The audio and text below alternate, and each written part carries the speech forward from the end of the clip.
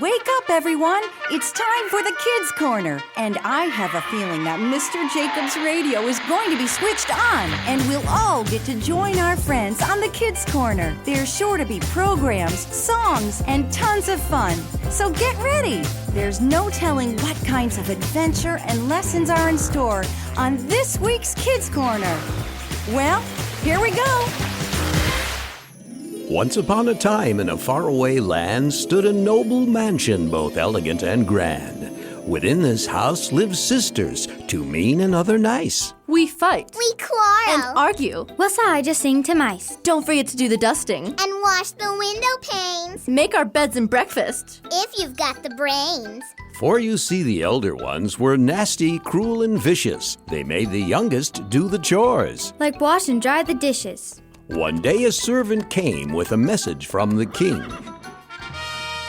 It is proclaimed that all young girls are invited to a thing, where they will dance with the prince in the palace hall. So gussy yourselves up, my dears, and attend the royal ball. Oh, what luck! Cried the girls, all caught up in emotion.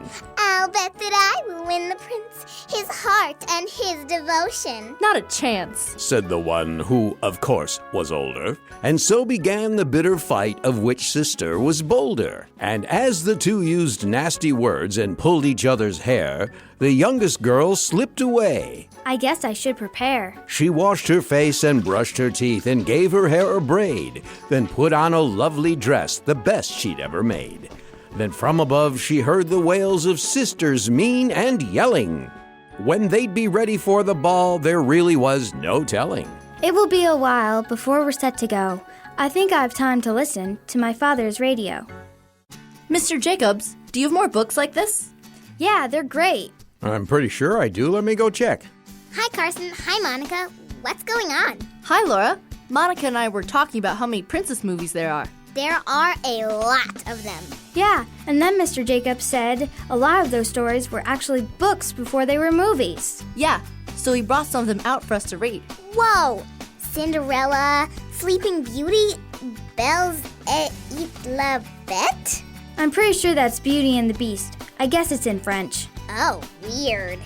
Speaking of Mr. Jacobs, is he around? I need to talk with him. Yeah, he went in to look for more books. What do you need to ask him? I think I messed up. Why? What did you do? I don't know, but things didn't turn out right. That does sound like a problem for Mr. Jacobs. Here, you want to read and listen to the radio with us until he gets back? Sure, that sounds fun. I found the books, girls. I've got The Little Mermaid, Rapunzel, and... Oh, hi, Laura. I didn't know you were here. Hi. She has a question for you. Oh, well, all right. Let me put these books down. So, what seems to be the problem? Well, I think I messed up God's instructions. Hey, welcome to the club. Any in particular? Well, it's the whole telling the truth one. Oh, so you told a lie? No, I told the truth. Uh-huh. Well, I can't say I'm following this conversation. Maybe you should start from the beginning. Okay, you know how we're supposed to tell the truth all the time? Sure. Well, I was playing at my friend's house, and she did something that she wasn't supposed to do. Let's just say it made a big mess. Anyway, my friend told me to not tell anyone what happened. I think I know where this is going. Shh, Carson. I want to hear the story. Anyway, when her mom found the mess, she asked us what happened. My friend said she didn't know.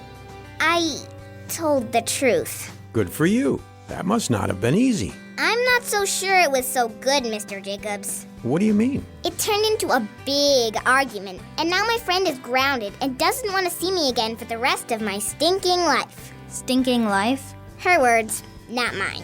Well, I understand that must be disappointing for you, but I still think you made the right choice. But how? Everything turned out wrong. Yeah. When we make the right choices, shouldn't good stuff happen?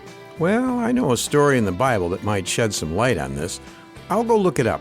Do you know what story he's talking about? Nope. Me either.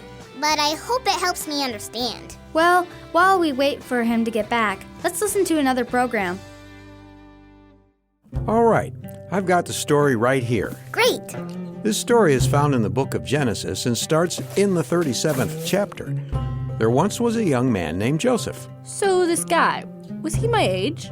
Carson, stop interrupting. The Bible doesn't say exactly how old he was in the story, but I'd say, between 6 and 17. So about my age. Right. Joseph had 11 brothers, and 10 of them were... Evil stepbrothers? Carson. I'm just curious. Actually, that's not far off. They didn't like Joseph because he was their dad's favorite. Oh, that's not good. No, it isn't. And it didn't help matters any when he started having dreams about how his whole family would one day bow before him. I'll bet that made his brothers really like him. And then there was the time when he had to tell his dad the truth when his brothers had been doing bad things. Hey, kind of like me. That's right, Laura. So it was no surprise that when they had the chance, his brothers sold him as a slave. Wait, what? Now who's interrupting? This is serious, though. They sold him? Like a real slave? That's right. He was taken to Egypt and bought as a slave to work for a man named Potiphar. There, he worked hard and did what was right, and that got Potiphar's attention. He put Joseph in charge of all of his house. Wow. It's pretty cool, but one day, Potiphar's wife got angry with Joseph and told a pretty big lie about him. Potiphar was furious and threw him into jail. Man, I see why you chose this story. Joseph hadn't done anything wrong, and all of this bad stuff happened to him. Was God punishing him for something that we don't know about? I'm sure that's what was going through Joseph's head. But he didn't stop doing what was right. He worked hard, even in prison, and soon he was in charge of taking care of all the other prisoners. And then something happened. What? What happened? We'll find out right after this program.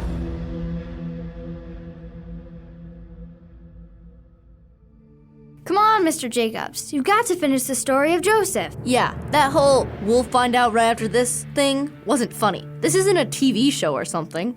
All right, girls. Where was I? Joseph was in prison. And in charge of taking care of the other prisoners. Right. Well, God had given Joseph the ability to understand dreams. Oh, yeah. He had dreams about his family bowing down to him. Exactly, Monica. After a while, 2 prisoners had some pretty confusing dreams, and so Joseph told them what they meant. And after 3 days, just as Joseph had told him, one of the men went back to serving the king. Well, that's great. But what happened to Joseph? That's the exciting part. A few years after this, the king started having strange dreams and asked his friends if they knew what these dreams meant. That's when the man remembered Joseph and told the king about him. Joseph was brought before the king and asked about the dreams. And he was able to help? Oh, yes. God helped him understand the dream, and because of this, all of Egypt was saved. Joseph was given the job of second in command, and through his power, he was able to save his whole family from starvation. Wait, what? Something tells me you've skipped a lot of the story. Guilty. If you want to read the whole story, go ahead and look it up yourself. It's in Genesis 37. Yeah, you said that earlier. What I want to know is, what does this have to do with my problem with my friend? Well, Laura, like you, Joseph made the right choice. He told the truth, worked hard, and things still went wrong. But the thing to remember is God knew that Joseph was making the right choices. He knew that Joseph loved him. And so even when mean people did bad things to him and made his life a terrible mess, God was able to take that mess and save all of those mean people from dying. So if we want good things to happen, people need to be mean to each other? What do you think, Carson? No? No. God wants us to do good things, to love Him and to love others. When we do that, no matter what happens, good or bad, God will make everything work out for the best, like it says in Romans 8:28. Okay, but what about my friend? He's still pretty mad with me. Well, I'd say to give it time. Even Joseph's brothers were sorry for what they had done after a while, and they and Joseph became good friends in the end. All right, thanks, Mr. Jacobs. No problem. Yeah, can we go back to reading these books now? Sure. Are you guys done listening to the radio? Yeah, I'll turn it off.